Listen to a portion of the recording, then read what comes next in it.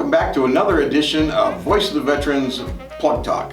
Now today, you've seen her before, you've sent in a lot of emails and a lot of messages about Nakia L and how much you really enjoyed watching her. Well, you're going to have fun with this one today. She is on fire. So the topics are very serious, and this woman knows what she's talking about. So Nakia, thank you for doing this again. Thank you. You're helping a lot of people, and it's I mean, not just with what you do, but with the veterans out there that watch this. So thank you. I'm just the vessel being used. Yeah, okay. All right, well, you know, we talked earlier about what you want to talk about. Yes. But I am going to turn this over to you and let you just go. You want to talk about the way veterans are treated and... The claim process is out of hand. Yeah. Now, housing the veterans is out of hand. These programs that are allocating the funding are not paying their rent, and they're causing them to be homeless. Do you know 100,000 vets went homeless last year with a VASH voucher in their hand? Really? Yes, they did, because they're faced with past evictions, not having an income, and that's why these programs that allocate that funding are to get with the property owners and talk to them, let them know, look, we will back this vet, this, that, and the other. They don't do any of that. They're sitting there just collecting funding, and the vets are mainly in the streets because they're putting them into regular shelters with everyone else, and the housing that they consider housing is shelters. Yeah. That's not housing a person. These organizations, they get the money. They get right? out, yes they do. And what is it, on average, like 3,000? They get an average of almost 450 million twice a year. 450 million? Yeah, per is allocated to this? Allocated towards the SSVF program for them to house veterans. Oh my God. And I know that number they should have Taj Mahals all over the place. Right, exactly. That's what I was talking to Timothy about earlier, about how when you say veteran complex, veteran housing, anything like that, you should be walking into the Mandalay Bay. Yeah, basically, yeah, that kind of money. The money that they have Yeah. for veterans, and you see more veterans on the street in front of these places. So basically what they're doing is they're taking their money and not really giving two craps about it. No, not at all. You actually experienced that as well last year. I did. He was told he can come down, go find a place, and we'll cover you. And then when he finds a place, then they tell him that's not how the program works. Yeah, I was like, what? So what happened to that money that was allocated out for the vet? Yeah, yeah. Well, it's in their pockets or But something. when they get a grant, it's a grant. So when you get a grant, you're giving them first and last names of each individual, along with the social security number, and that's how they allocate it as a real person. So they're giving you funding to cover and allocate out in that manner. So there's no way you can say you didn't have enough money because it's per person. And if there's a family involved, they do not do the whole family, but they do include them in the budget as well. They don't do it individually, but now it's a family package. Yeah. So the funding is there. And they only want to allocate out $3,000 a month if you stay in one of the Siegel Suites or over there on 20 and Cambridge, which is one of the lowest bottom of the bottom pit Oh. of homelessness. Yeah. And that's what they're throwing vets only to get robbed because they have money and they only get beat up and all that kind of stuff. Yeah. And then these so-called programs with the funding are using the vets in the house, in the programs to secure the property for them. And as soon as they get injured, they hold no liability, tell them to return to their rooms. So we do have veterans right now that are in the hospital based on the fact they were in programs that were using them for security purposes and did not back them when it came to a medical issue. And they want them to actually claim, what they want you to do is say you have a mental problem or you're a drug addict, somewhere in that area, then they can give you a medical bed. But they're not interested in you saying, look, I want to live independently now, allocate my money to this property owner here, this is where I want to live. Wow. Then they jump in the middle of that and go, oh, we don't think that's appropriate for you, this and the other, but what happened to veterans' choice? Yeah, right. The rights are being taken away. Thank you. So, Absolutely. so if it's the veterans' choice, then why are you now sitting in an office telling them that's not appropriate? Yeah. But you put them but you'll go put them on Twain and Cambridge. If you guys see the Twain and Cambridge area, I wouldn't want to put a rat over there. I wouldn't want to I don't want to drive through it. Thank you. Yeah. Thank you. And that's by system of design. Yeah. Oh, yeah, it And is. the owners, they're nowhere to be found. These places are not owned by people who live in Vegas. Right. They turn it over to property management companies. Yeah. And they lie to them all day. All day long. Right, exactly. Well, remember the hotel, was it 2 years ago now, right? Come up on 2 years? Right. Downtown, they caught on fire. Alpine Or the Village. apartment? Alpine Village. Alpine Village, yep, absolutely. That place, they did not take care of it. They had the exit doors were screwed shut because people were coming in and out. Well, yeah, because you live there. Right. You know? Well, it caught on fire because it was in bad shape. How many people died? 6? Mm-hmm. 6 people died. And that's what vets face really every day. Right. Because they're not cared about, right? They're not cared about at all. They do not, and this is from my own personal experience, because I've got with investors who have beautiful homes available for the vets, and I'm fighting now with programs who don't want to allow them to have their free choice of living somewhere nice in nice homes. They want them literally still stuck in a hospital bed or in some scum, some rubbish.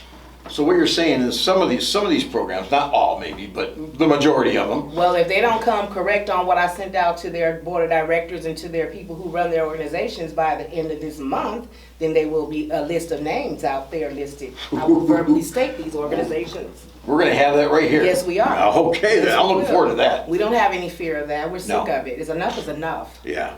Enough is enough. I mean, we joke around here and we have fun. Right. But this is an ultra serious topic. Right, they take advantage of PTSD. If a veteran has a mental issue, they laugh it off. Oh, well, then they take more advantage of you if they know that. Right. That's not your job to take more advantage of that. You're to help them even more, and they don't do that. There's nothing in place, but we're going to get paid, and that's too bad for the vet if he doesn't do this and that other. It becomes a program issue. When that money's given to these programs, it's given to you for that vet. It's not given to you to hold on to and decide how you're going to give it to the veteran. I actually talked to some of the programs, and their issue was, well, if we allocate the funding out for them, then they're going to spend all their money. But you have funding to house them up to 2 years. What does that say? Yeah. 2 years? Who cares well, what some they of them do with return is what I was told. I said because you guys have a system of design for them to return. Oh, yeah. It's designed to fail. Exactly. Yeah. And if you don't pay the landlord, then they face eviction, not based on the fact that they're not doing it. You guys are over their money. Yeah. We have that issue right now on the table to where they're not even paying out for them to live in these places. It's like the landlord can wait. So where's the money going? Because when you say a veteran is approved, that means that funding is available. If it's not, then you shouldn't say that. Because now in some of these programs, they're making you wait a whole 30 days before they even pay for the move-in. But the money's still there. And then they're finding a way to take that money out the back door somewhere. Yeah. Well, we're on it. And Good. we're bringing in the cameras. We're not afraid. We will be in there. We're already in there, just so y'all know. Yeah. And we look just like we're supposed to look in there. So, Yeah, absolutely. there you go.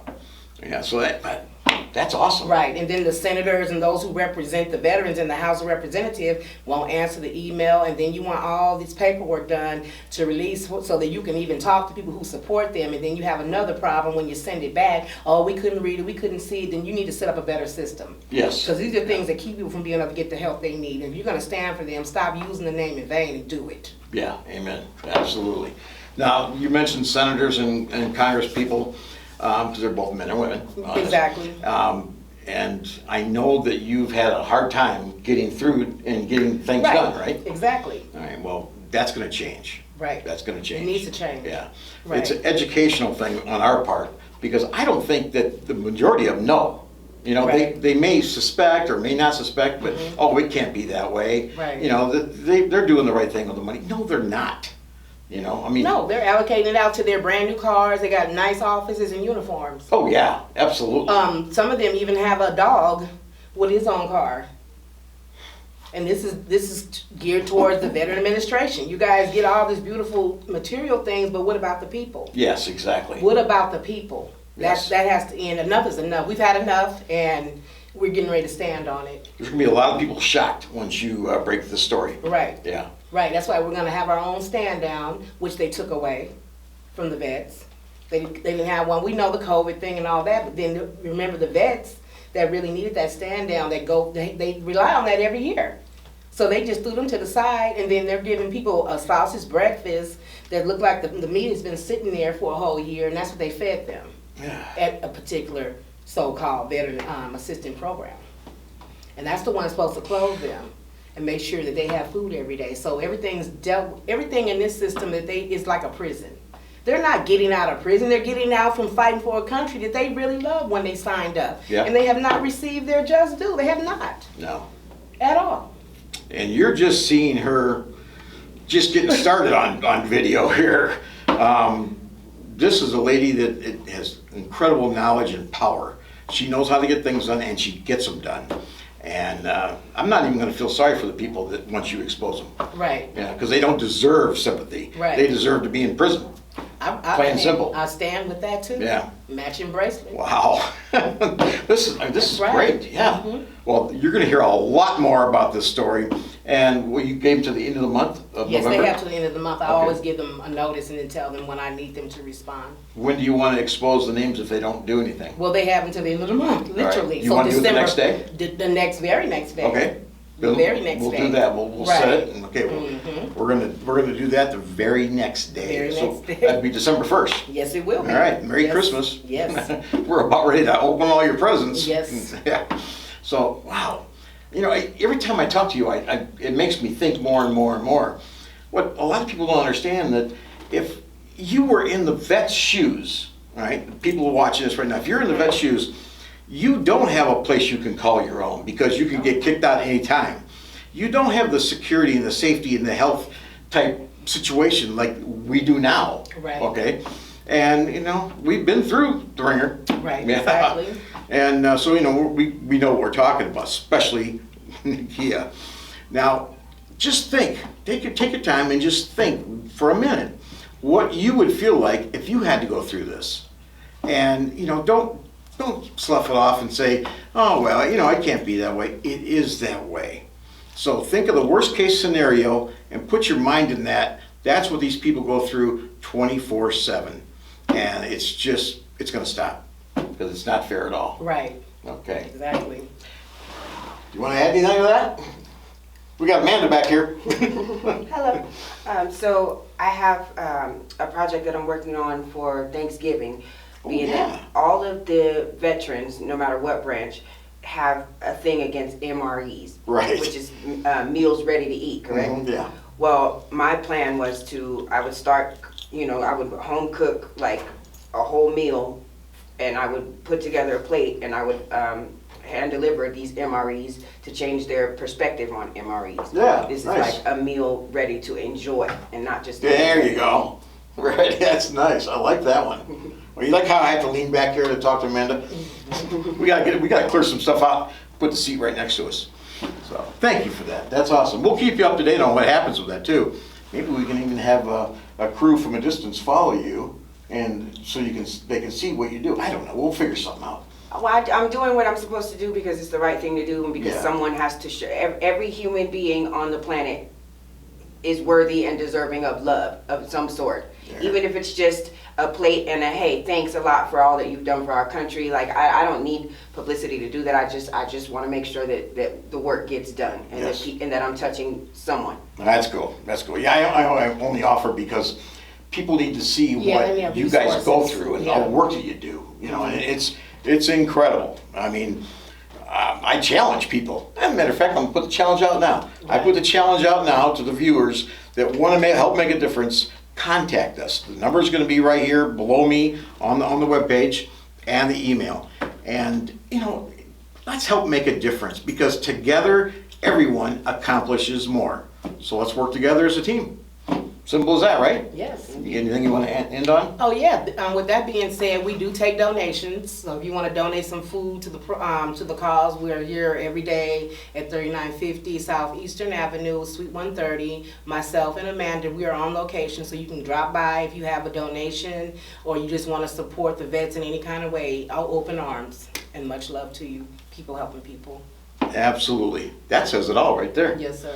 Okay, so for Nikia and Amanda, I'm Bob Maxwell, and we're going to see you next time with some more news on this. Everybody have a great day. Thank you very much. You're getting that salute thing down pretty good, you know that? I'm good in the house.